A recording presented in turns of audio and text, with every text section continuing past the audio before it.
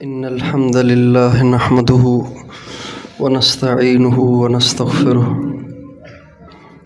من يهده الله فلا مضل له ومن يضلل فلا هادي له وأشهد أن لا إله إلا الله وحده لا شريك له وأشهد أن سيدنا ونبينا وحبيبنا وشفيعنا وقرة أعيننا محمدا عبده ورسوله صلی اللہ تبارک و تعالی علیہ وعلی آلہ واصحابہ وازواجہ وذریتہ وبارک وسلم تسلیما کثیرا اما بعد فاعوذ باللہ من الشیطان الرجیم بسم اللہ الرحمن الرحیم کل نفس ذائقۃ الموت وانما توفون اجورکم یوم القیامہ فمن زحزح عن النار وادخل الجنة فقد فاز وما الحياة الدنيا إلا متاع الغرور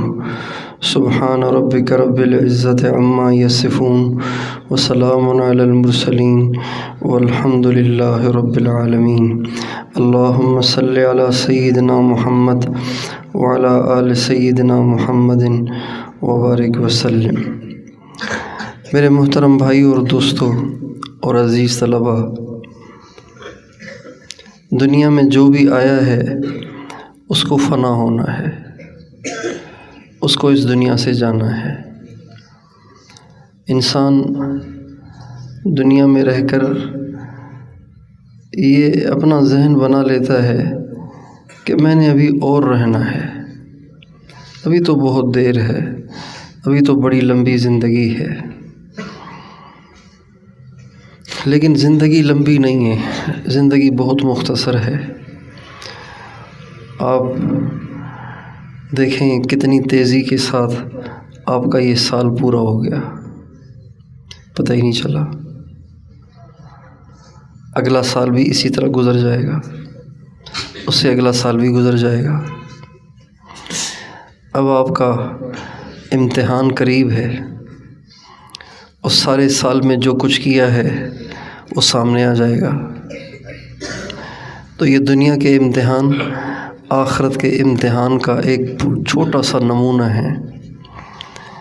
جہاں کہیں بھی جانا ہو رہا ہے اور وہاں وفاق کے طلبہ ملتے ہیں تو یہ ضرور کہتے ہیں امتحان کے لیے دعا۔ تو چھوٹے سے امتحان کے لیے جس میں اگر پاس نہ بھی ہوئے تو زیادہ سے زیادہ 1 سال کے ضائع ہونے کا اندیشہ ہے، وہ بھی آخرت کے لحاظ سے نہیں، دنیا کے لحاظ سے۔ سند 1 سال بعد میں ملے گی اور تو کچھ نہیں ہوگا۔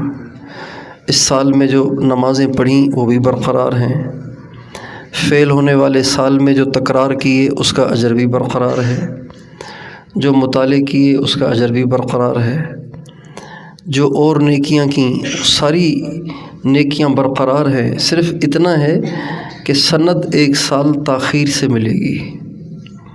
اس پر ہم اتنے پریشان ہوتے ہیں کہ ہمیں ٹینشن رہتی ہے، پتہ نہیں امتحان میں کیا ہوگا۔ میرے دوستو، اللہ تعالیٰ نے ہمارے لیے ایک اور امتحان رکھا ہے جو قبر میں ہوگا اور جو قیامت میں ہوگا۔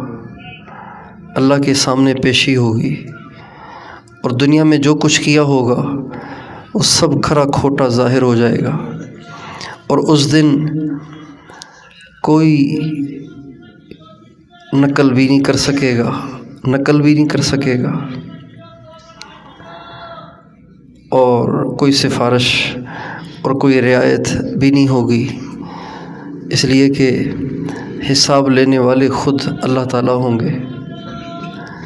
تو اس لیے ہم اہل مدرسہ، اہل مدارس، اہل علم کو ہمیشہ اپنی آخرت کو سامنے رکھنا چاہیے، کبھی بھی اپنی آخرت کو بھولنا نہیں چاہیے، کبھی بھی اپنی موت کو بھولنا نہیں چاہیے۔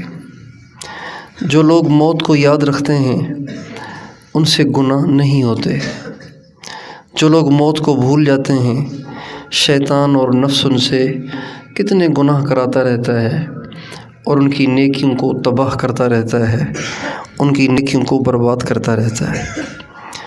ہمارے ایک بزرگ تھے حضرت مولانا زاہد شاہ صاحب رحمۃ اللہ علیہ، وہ فرمایا کرتے تھے دنیا میں سب سے زیادہ جو قوم نیکیاں کماتی ہے، سب سے زیادہ جو قوم نیکیاں کماتی ہے وہ مدرسے کے طلباء ہیں، لیکن افسوس کہ یہ سب ضائع کر دیتے ہیں۔ کماتے سب سے زیادہ ہیں لیکن ضائع کر دیتے ہیں گناہوں میں لگ کر، فضولیات میں لگ کر، لایانی میں لگ کر، بد نگاہی میں مبتلا ہو کر اپنی ساری نیکیاں تباہ کر دیتے ہیں اور اس کو تیلی لگا دیتے ہیں۔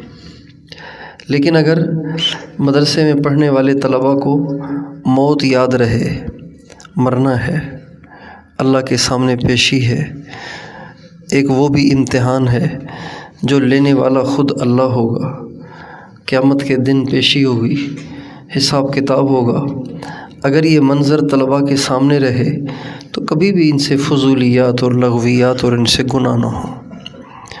حضرت شیخ الحدیث مولانا محمد زکریا صاحب رحمۃ اللہ علیہ نے فضائل صدقات میں ایک نوجوان کا واقعہ لکھا ہے، نوجوان بچہ، اس کا واقعہ لکھا ہے۔ وہ فرماتے ہیں کہ حضرت بہلول ایک دفعہ گزر رہے تھے کہیں سے تو دیکھا کہ کچھ بچے کھیل رہے تھے، ان کے قریب ہی ایک اور بچہ رو رہا تھا۔ یہ بچے اخروٹوں سے کھیل رہے تھے، وہ بچہ رو رہا تھا تو حضرت بہلول سمجھے کہ یہ کسی غریب کا بچہ ہوگا، کسی غریب کا بچہ ہوگا۔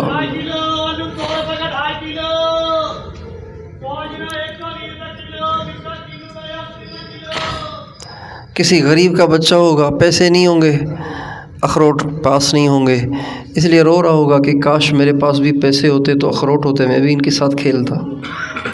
حضرت بہلول کہتے ہیں میں اس کے پاس چلا گیا، میں نے کہا بیٹا تو رو نہیں، تیرے لیے اخروٹ میں لے آتا ہوں، تم بھی ان سے کھیلنا۔ تو کہتے جو ہی میں نے اس کو اخروٹوں کی پیشکش کی تو ایک دم اس نے مجھے ناگواری سے میری طرف دیکھا اور فرمانے لگے کیا ہم کھیل کے واسطے پیدا ہوئے ہیں؟ تو کہتے مجھے تو توقع ہی نہیں تھی کہ ایسی بات بچہ کرے گا، میری تو آنکھیں کھل گئیں۔ تو میں نے کہا پھر کس لیے پیدا ہوئے ہیں؟ کہا آپ اتنے بڑے ہو گئے ہیں، آپ نے قرآن نہیں پڑھا؟ سورہ مومنون کے آخر میں اللہ نے کیا کہا ہے؟ افحسبتم انما خلقناکم عبثا وانکم الینا لا ترجعون فتعالی اللہ الملک الحق لا الہ الا هو رب العرش الکریم۔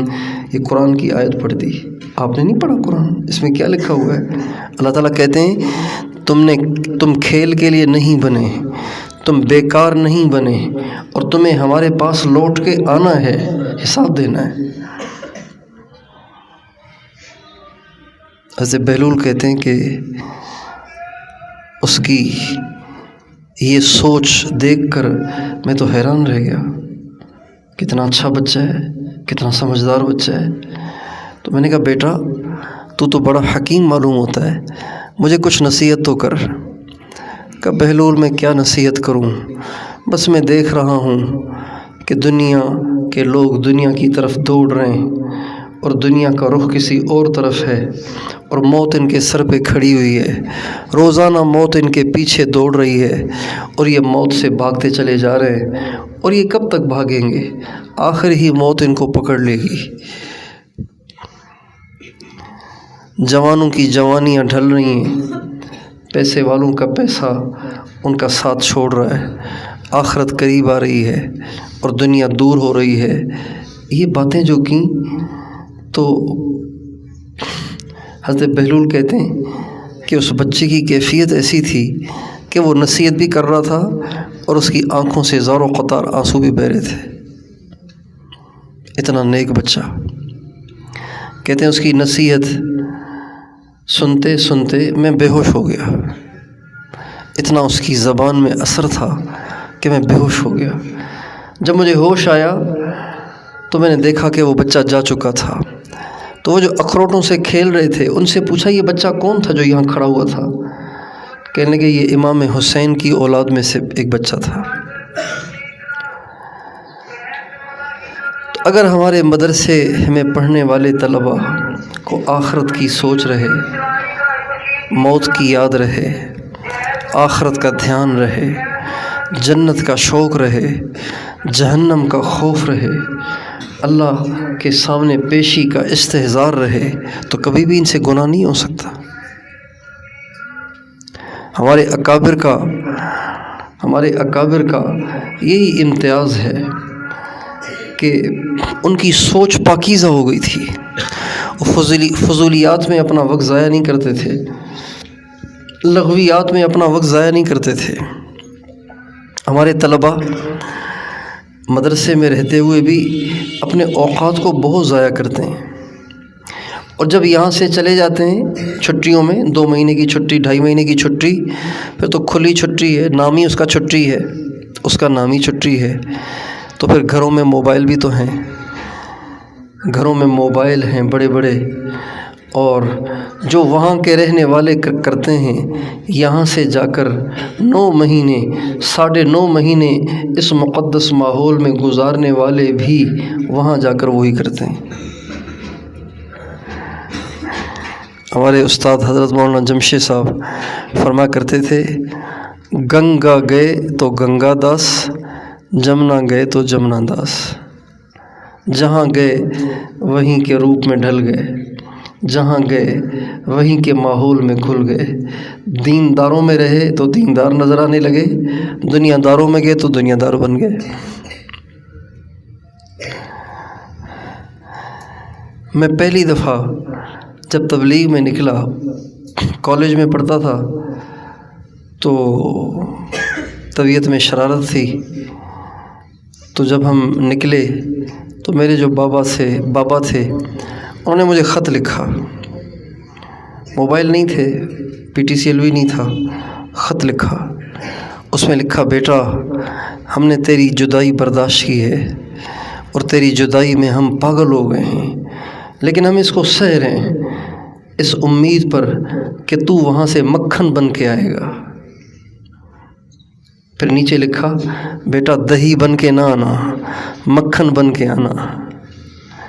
اس لیے کہ ہم نے یونیورسٹی جانا تھا، میڈیکل یونیورسٹی میں پڑھنے کے لیے جانا تھا، تو بابا کا ذہن یہ تھا کہ کچھ سدھر کے آئے گا تو یونیورسٹی میں ذرا برائی سے بچا رہے گا، تو انہوں نے لکھا، مکھن بن کے آنا، دہی بن کے نہ آنا، اس لیے کہ دہی کو دریا میں ڈال دیا جائے تو وہ دریا میں گھل مل کے ہباء منصورا اور کالعدم اور معدوم ہو جاتی ہے، نظر ہی نہیں آتی کہ دہی یہاں ڈالی تھی، لیکن مکھن کو سمندر میں بھی ڈال دیا جائے تو وہ الگ ہی نظر آتا ہے، تیرتا چلا جاتا ہے، وہ سمندر کی موجوں سے ٹکرا کے اس میں گھل مل کے ختم نہیں ہو جاتا۔ تو ہمارے طلباء کو دہی نہیں ہونا چاہیے، ہمارے طلباء کو کیا ہونا چاہیے؟ سب بتاؤ کیا ہونا چاہیے؟ آپ نے 9.5 مہینے اس مقدس ماحول میں گزارے، آپ بھی جا کر بڑے موبائل کو لے کر میوزک پہ کان دھرنے بیٹھ گئے، آپ بھی جا کے فیس بک میں 12 بجے تک اپنا وقت برباد کرنے لگ گئے، آپ بھی جا کے آپ کی بھی تکبیر اولیٰ فوت ہو اور آپ کی بھی جماعتیں فوت ہوں اور آپ کو بھی گھسیٹ کے مائیں اور باپ اور بڑے بھائی فجر کی نماز کے لیے اٹھائیں، تو یہاں 9.5 مہینے رہنے کا پھر فائدہ تو نہ ہوا۔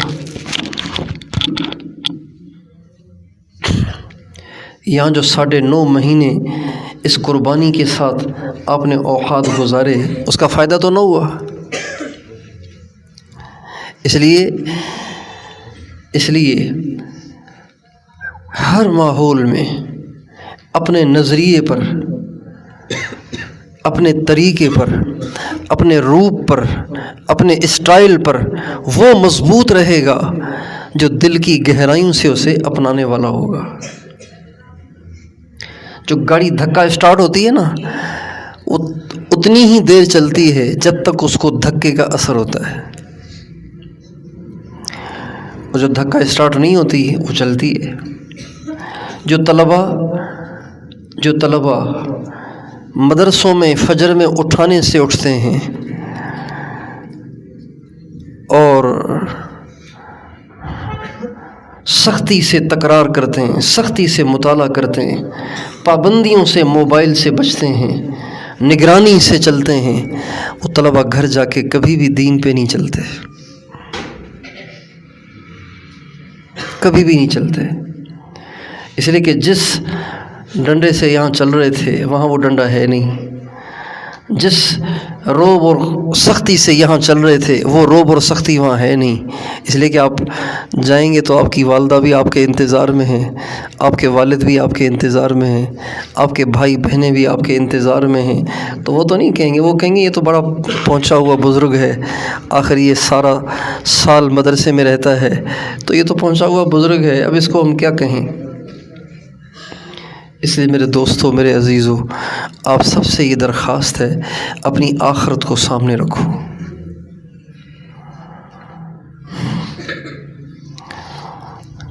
اس آیت کو ہمیشہ اپنی نگاہوں کے سامنے رکھو، اس آیت کو ہمیشہ اپنے ذہن میں رکھو، اس آیت کا ہمیشہ استحضار رکھو، کل نفس ذائقۃ الموت وَإِنَّمَا تُوَفَّوْنَ أُجُورَكُمْ يَوْمَ الْقِيَامَةِ، تم میں سے ہر ایک کو مرنا ہے، ہر ایک کو مرنا ہے۔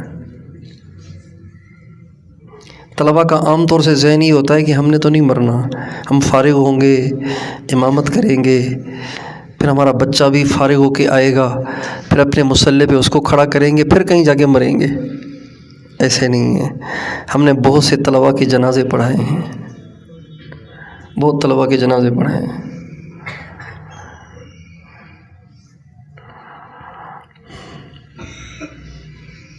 اور موت کے استحضار کے بغیر آپ کی تنہائیاں گناہوں سے پاک ہو ہی نہیں سکتی۔ موت کے استحضار کے بغیر، آخرت کی سوچ کے بغیر، آخرت کے استحضار کے بغیر، اللہ اور اس کے نبی کی محبت اور ان کی عظمت کے استحضار کے بغیر آپ کی تنہائیاں گناہوں سے پاک رہ ہی نہیں سکتی، اس لیے کہ یہ عمر ہی ایسی ہے کہ جس میں شیطان کے وسوسے ہجوم بن کر آتے ہیں۔ استحضار نہ ہو، دل غافل ہو تو ان وسوسوں کا اٹیک ہو جاتا ہے، ان وسوسوں کا اثر ہو جاتا ہے اور انسان گناہ کر بیٹھتا ہے۔ ہمیشہ موت کو یاد رکھو، ہمیشہ موت کے دھیان میں رہو۔ حضرت شیخ الحدیث مولانا محمد زکریا صاحب رحمۃ اللہ علیہ لکھتے ہیں کہ اس کے لیے سب سے زیادہ مفید وہ مردوں کو غسل دینا ہے۔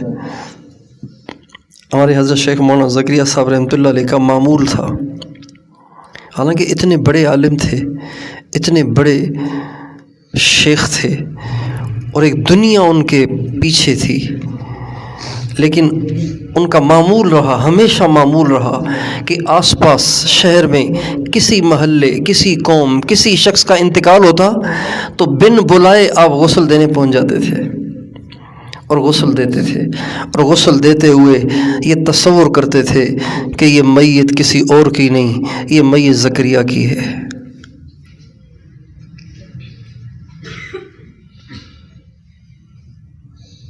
یہ میری میت ہے، یہ میں لیٹا ہوا ہوں۔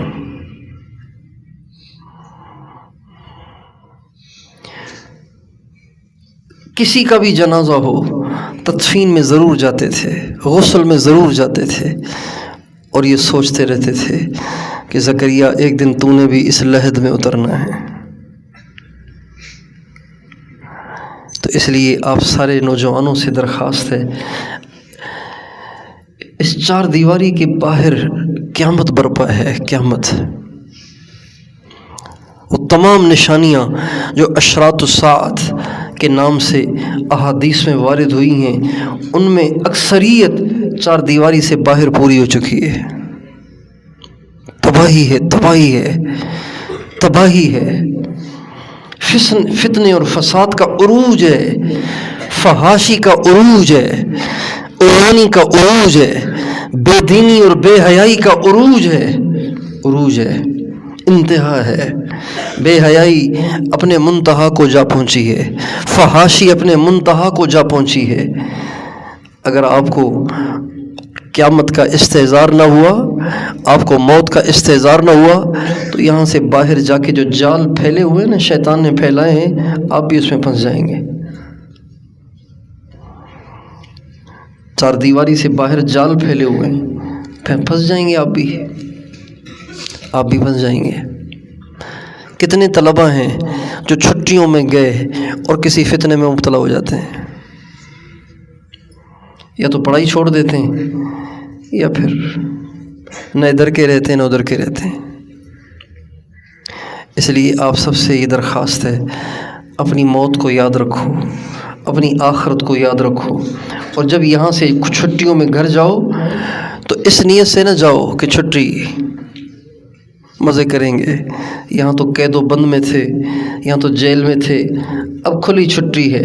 بالکل نہیں، یہاں سے جاؤ تو اس نیت سے جاؤ کہ ماں کا بھی حق ہے، باپ کا بھی حق ہے، بھائی بہنوں کا بھی حق ہے، رشتہ داروں کا بھی حق ہے، پڑوسیوں کا بھی حق ہے، ان سب کو جنت کے راستے پہ ڈالنا ہے۔ اس لیے جا رہا ہوں، اپنے گھر کو اللہ پاک سے ملانے جا رہا ہوں، اپنے محلے کو اللہ سے ملانے جا رہا ہوں، اپنے سارے علاقے کو اللہ پاک کی طرف متوجہ کرنے جا رہا ہوں۔ اس نیت سے جاؤ۔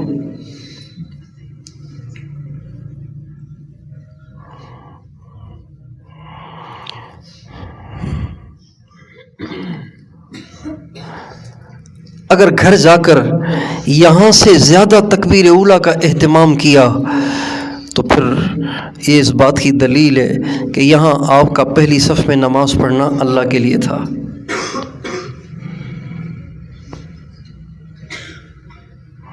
اور اگر وہاں آپ پچھلی صف میں مسبوق بنے کھڑے ہیں تو اس کا مطلب ہے پھر معاملہ کچھ اور تھا۔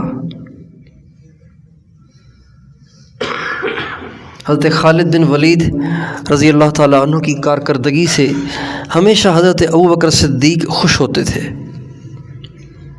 بہت خوش رہتے تھے ان سے۔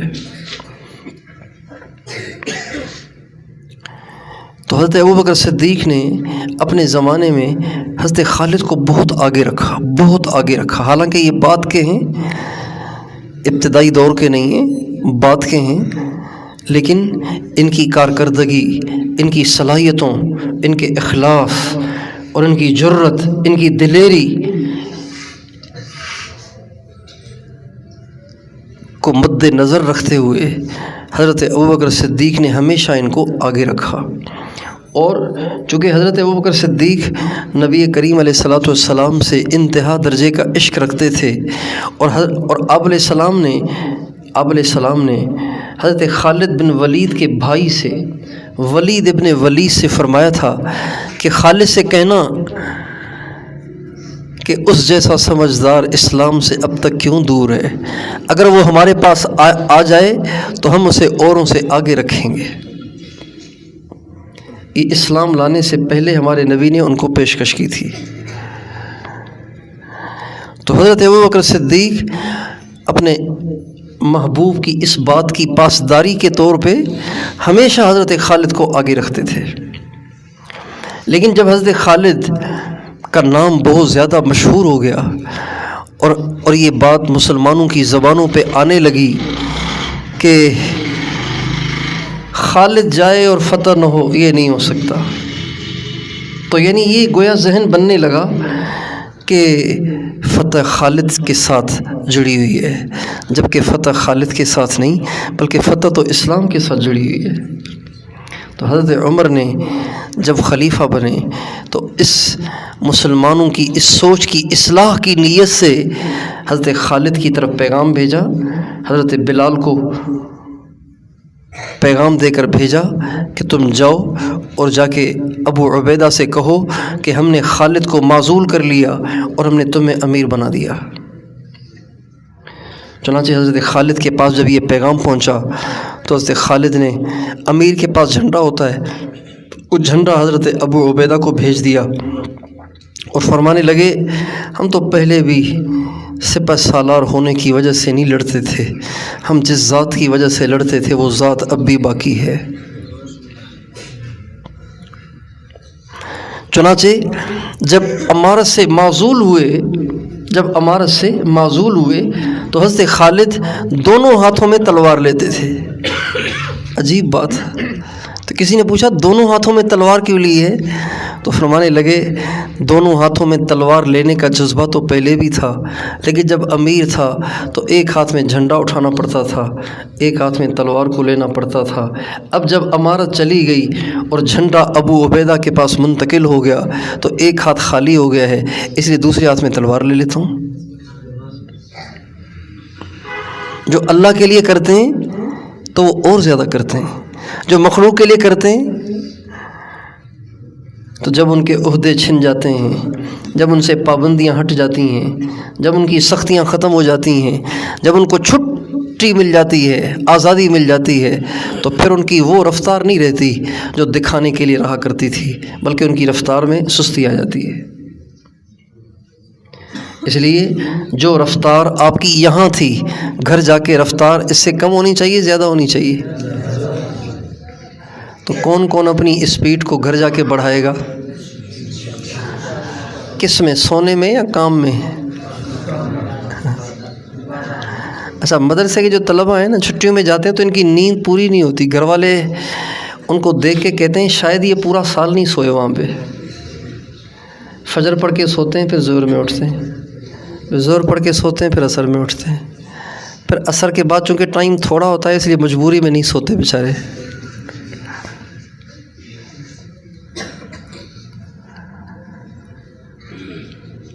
तो अपनी स्पीड सोने की नहीं बढ़ानी, काम की बढ़ानी है। सो वो ज़रूरत का, बाकी काम करो। अल्लाह ने ज़िंदगी काम के लिए दी है, मेहनत के लिए दी है। अल्लाह ने ज़िंदगी सोने के लिए नहीं दी। हमारे उस्ताद फरमाते थे जो सोता है वो खो देता है, जो सोता है वो खो देता है।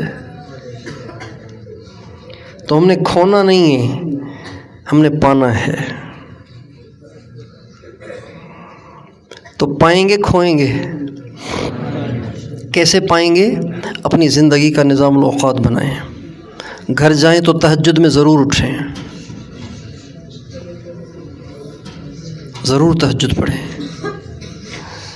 जब आप तहज्जुद में उठेंगे आपकी अम्मी की आंखें ठंडी हो जाएंगी, मेरा बेटा नेक हो गया है। आपके अब्बू की आंखें ठंडी हो जाएंगी। यकीन जानिए कि बाप बच्चों को नेकियां करते हुए जितनी उसकी माँ उसका बाप खुश होता है ना, दुनिया में कोई इतना खुश नहीं हो सकता।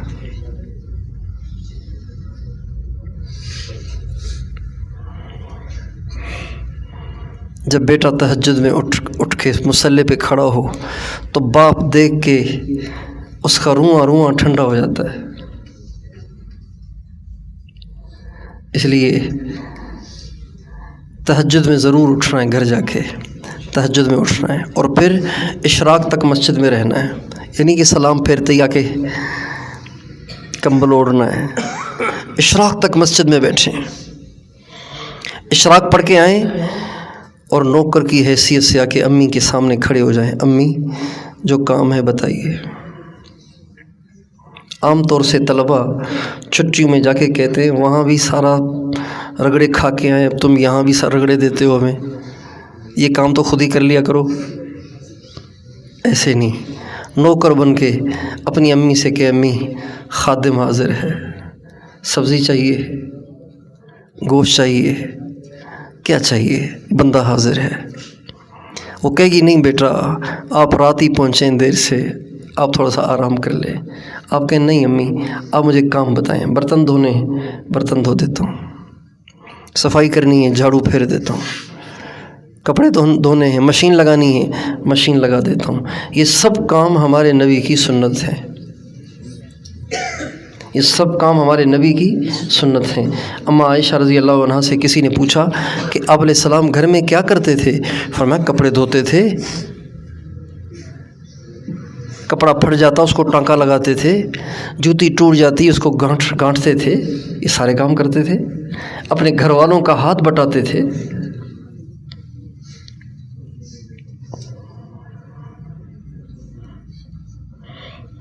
ہم اتنے بڑے نہیں ہو گئے کہ اب برتن دھونے سے ہم چھوٹے ہو جائیں گے، نہیں، برتن دھونے سے ہم بڑے ہو جائیں گے، اس لیے کہ برتن دھونا ہمارے نبی کی سنت ہے، جھاڑو پھیرنا ہمارے نبی کی سنت ہے۔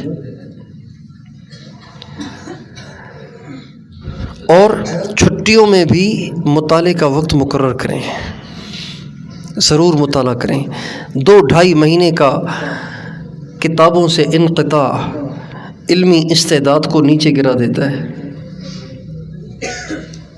کتابوں سے انقطاع نہیں ہونا چاہیے۔ جو کتابیں ابھی پڑھی ہیں ان کی دہرائی، اور جو کتابیں آئندہ پڑھنی ہیں ان کا سرسری مطالعہ، تاکہ آپ کو موٹا موٹا پتہ ہو کہ میں نے اگلے سال پڑھنا کیا ہے۔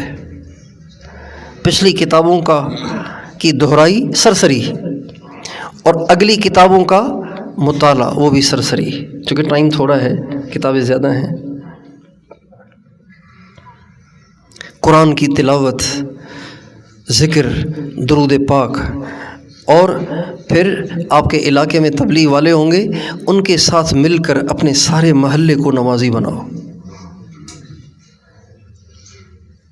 آپ کے ہم عمر جتنے نوجوان ہیں ان سب کو داڑھیاں رکھواؤ، ان سب کو ٹوپیاں پہناؤ، ان سب کو میوزک سے، انٹرنیٹ سے، برائی سے، بدکاری سے متنفر کرو۔ یہ آپ کی ذمہ داری ہے۔ اور اپنے گھروں میں، سن رہے نہیں بھائی، سن رہے نا، اپنے گھروں میں فضائل اعمال کی تعلیم جا کر شروع کرو۔ فضائل اعمال لے لیں، اگر گھروں میں نہیں ہے، کس کس کے گھر میں فضائل اعمال ہے؟ سارے اپنے گھروں میں فضائل اعمال لو، جاتے ہی یہاں سے لیتے جاؤ، باولپور سے لیتے جاؤ، اور اپنے گھروں میں جا کے فضائل اعمال کی تعلیم کرو، تاکہ آپ کے گھر میں اگر کوئی دین پہ نہیں چل رہا وہ دین پہ چلنے والا بن جائے۔ آپ کے گھروں میں اگر کوئی نمازی نہیں ہے، بے نمازی ہے، تو وہ نمازی بن جائے۔ آپ کے گھروں میں قرآن کی تلاوت نہیں ہے تو قرآن کی تلاوت ہونے لگ جائے۔ آپ کے گھروں میں اگر رمضان میں روزے رکھنے کا جذبہ نہیں ہے تو فضائل اعمال کی تعلیم سے اگلے آنے والے رمضان میں ان کو روزہ رکھنے کی توفیق ہو جائے گی۔ 10-15 منٹ روزانہ اپنے سارے گھر کو بٹھا کے ان کی ذہن سازی کریں، اور اس میں آپ ان کو فضائل اعمال پڑھ کے سنائیں، اور کبھی خود پڑھیں، کبھی کسی اور سے پڑھوائیں، تاکہ ان کی ایسی عادت بنے جب آپ واپس آئیں تب بھی ان کی تعلیم چلتی رہے، جب واپس آ جائیں تو بھی پوچھتے رہیں امی تعلیم ہو رہی ہے؟ اللہ تعالیٰ توفیق دے تو ایک کام اور کریں۔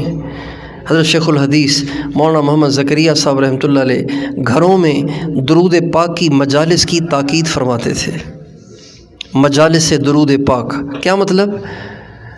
اس کا مطلب یہ ہے کہ گھر کے افراد، باہر کے لوگ نہیں، باہر کی عورتیں نہیں، صرف کے افراد، امی، ابو، بچے، یہ سب کے سب جمع ہو کے روزانہ 20 منٹ، آدھا گھنٹہ، پون گھنٹہ، 1 گھنٹہ درمیان میں کھٹلیاں بچھا لیں، پتھریاں بچھا لیں، سارا گھر بیٹھ کے ان پہ درود پاک پڑھے۔ جب سارے بیٹھ کے اجتماعی پڑھیں گے کتنی رحمتیں نازل ہوں گی۔ اور پھر اس کے بعد گھر میں جتنے مسائل ہیں، روزگار کی تنگی ہے، بیماریاں ہیں، آپس میں انبر ناچاکی ہے، جو بھی مسائل ہیں، آپ کی بہنوں کے رشتے نہیں ہو رہے یا کوئی اور مسائل ہیں، تو آپ یہ درود پاک کی مجلس قائم کر کے جب فارغ ہو چکے، آدھا گھنٹہ، 20 منٹ، پون گھنٹہ، اس کے بعد ہاتھ اٹھا کے دعا کریں، سارے مسائل کی دعا کریں۔ آپ اپنی آنکھوں سے اپنے سارے مسائل کو اس درود پاک کی کثرت کی برکت سے حل ہوتا ہوا دیکھیں گے۔ تو کیا خیال ہے، ان ساری باتوں کی کوشش فرمائیں گے؟ اپنی زبان پہ اور نظر پہ کنٹرول کریں۔